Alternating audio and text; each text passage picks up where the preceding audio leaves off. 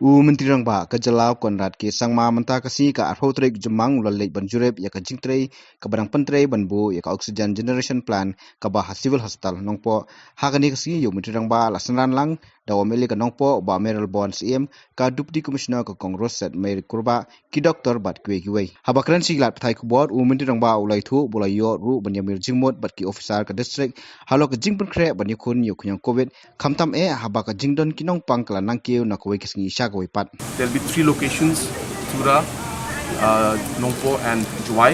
As I mentioned about 3-4 days back that within a few days this center should be up.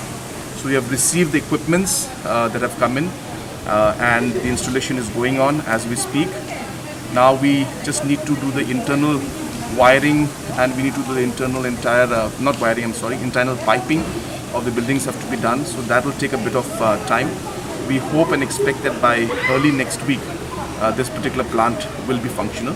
At the same time, we have just had discussion regarding the MCH out here in the district, in Umran. And we are in touch with the Tata Trust, where they have committed that they will be giving the oxygen plant there.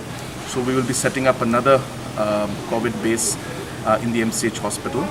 And therefore, we need to be prepared so that if in any situation cases continue to rise, then we will need the required infrastructure. And of course, Reboy being very close to the Assam border and being the entry point and having a large industrial and other central government bases is an area which is very vulnerable. So therefore, we need to be ready with all eventuality. And therefore, on war fitting, these works are going on. So the Honorable MLA and the Deputy Commissioner, along with the Superintendent, we are all here to overall see the work that's going on. We are satisfied, but of course we need to speed up the work. So we have just told the contractor to try to finish it.